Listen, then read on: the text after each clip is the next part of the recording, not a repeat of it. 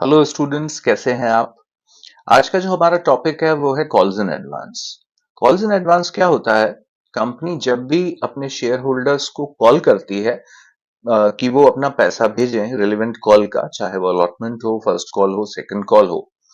अगर कोई share holder ऐसा पैसा आपको भेज दे जो आपने अभी तक कॉल ही नहीं किया, यानी कि वो आपको एडवांस में भेज दे। फॉर एग्जांपल, अलॉटमेंट के साथ ही वो आपको पेमेंट कर दे, फर्स्ट कॉल का भी, सेकंड कॉल का भी, या फर्स्ट कॉल के समय आपको सेकंड कॉल का भी पैसा भेज दे।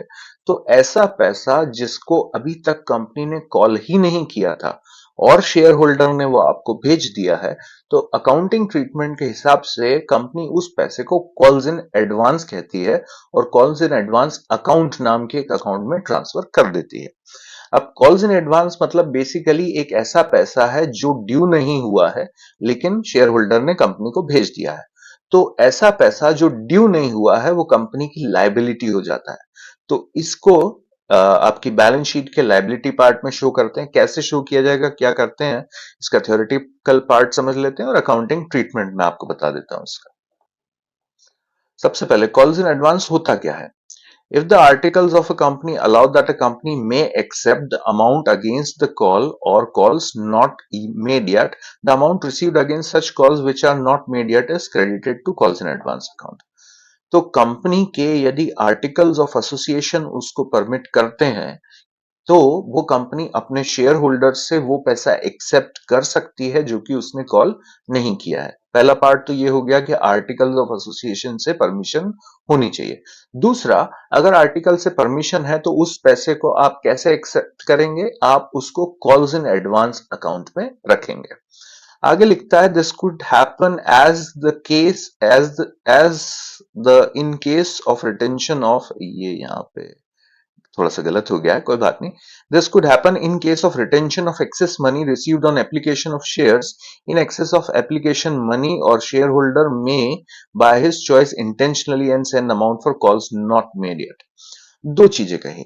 कभी कभी क्या होता है, एप्लीकेशन के समय जब ओवर सब्सक्रिप्शन का केस होता है, तो उस केस में क्या होता है, कंपनी ने जैसे किसी शेयर होल्डर ने 100 शेयर मांगे, कंपनी ने उसको 20 शेयर ही दिए, तो अब उसका 80 शेयर्स का जो एप्लीकेशन मनी है वो कंपनी के पास एडवांस रखा हुआ है। तो ऐसे केस में कंपनी क्या कर सकती है, अगर उसके आर्टिकल्स उसको परमिट करते हैं, तो उसी में से कुछ पैसा वो अलॉटमेंट के नाम पे रिसीव कर सकती है। कुछ पैसा हो सकता है वो फर्स्ट कॉल अगर एक्स्ट्रा बच जाए तो फर्स्ट कॉल के नाम से भी रिसीव कर सकती है। तो कंपनी के पास एडवांस पैसा आने का एक जरिया तो ये हो गया जो उसके पास एक्सेस मनी आई थी एप्लीकेशन के समय। दूसरा, कभी कभी कुछ शेयर होल्डर इंटेंशनली भी, यानी जानबूझकर भी पैसा एडवांस भेज देते हैं। तो ये दोनों तरीके से पैसा अगर कंपनी के पास आया है तो उसको कॉल्स इन एडवांस अकाउंट पे लिखा जाता है। The amount receive that is not due is a liability of the company. ऐसा पैसा जो एक्चुअली ड्यू हुआ ही नहीं है वो कंपनी की लाइबिलिटी है। It is shown in the equity and liability part of the balance sheet. So इसको इक्विटी एंड लाइबिलिटी पार्ट जो होता है बैलेंस शीट का, वहां पर दिखाया जाएगा। और किस हेड में दिखाया जाएगा? Very important, MCQ point of view से अक्सर एग्जाम में पूछ लिया जाता है। तो ऐसा पैसा जो एक्चुअली ड्यू नहीं हुआ है लेकिन कंपनी ने रिसीव कर लिया, यानी कॉल्स इन एडवांस है, तो इसको करंट लायबिलिटीज में दिखाया जाता है, अदर करंट लायबिलिटीज में। करंट लायबिलिटीज पार्ट में दिखाते हैं, अदर करंट लायबिलिटीज में।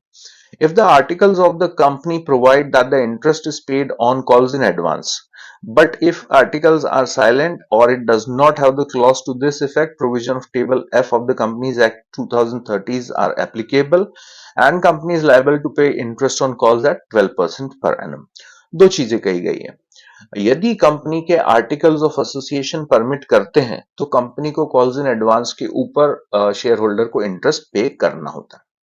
अगर कंपनी के आर्टिकल्स में लिखा हुआ है कि नहीं देना है तो कंपनी इंटरेस्ट नहीं देगी कॉल्स इन एडवांस पे। लेकिन अगर आर्टिकल्स ऑफ एसोसिएशन साइलेंट है, वो इस टॉपिक पे कुछ भी नहीं कह रहे हैं, तो इस केस में क्या होता है, कंपनीज एक्ट 2013 का जो टेबल एफ है वो एप्लीकेबल हो जाएगा। टेबल एफ में ये लिखा हुआ है कि यदि किसी शेयर होल्डर ने कंपनी को एडवांस पैसा दिया हुआ है कॉल का, तो उसके ऊपर कंपनी उसे 12% पर एनम इंटरेस्ट का पेमेंट करेगी। तो ये याद रखिएगा कि आर्टिकल्स ऑफ एसोसिएशन अगर इंटरेस्ट के ऊपर कुछ कह रहे हैं तो वो किया जाएगा, अगर वो नहीं कह रहे हैं तो टेबल एफ एप्लीकेबल हो जाएगा जो ये कहता है 12% पर एनम का इंटरेस्ट देना है। अब जो जर्नल एंट्रीज आपको कॉल्स इन एडवांस के केस में करनी है वो दो है। पहला, जबकि आपको पैसा भेज रहा है सामने वाला, तो bank account debited to calls in advance account. दूसरा, जब वो पैसा एक्चुअली ड्यू हो गया तो आपको उस कॉल में ट्रांसफर कर देना है। तो ये दो एंट्रीज हैं। दूसरी एंट्री जो है calls in advance account debited to relevant call account. पहली एंट्री ये कह रही है कि जब आपको पैसा मिल गया और कॉल ड्यू नहीं हुआ है तो आप लिखेंगे bank account debited to calls in advance account. दूसरा, जिस दिन वो ड्यू हो गया, यानी कि कंपनी ने अब अपने शेयर होल्डर्स को चिट्ठी भेज दी है, मेल कर दिया है कि अब आप हमें पैसे भेजिए, यानी उस दिन वो पैसा ड्यू हो गया, तो उस दिन वो पैसा जो कंपनी के पास ऑलरेडी रखा हुआ था वो उसको उस कॉल में ट्रांसफर कर देगी। अब वो call first call, second call, allotment कुछ भी हो सकता है। तो ये है आपका टॉपिक कॉल्स इन एडवांस। अगर आपको समझ में आया हो तो हमारे चैनल को सब्सक्राइब कीजिए और इस वीडियो को लाइक कीजिए। Thank you so much for watching.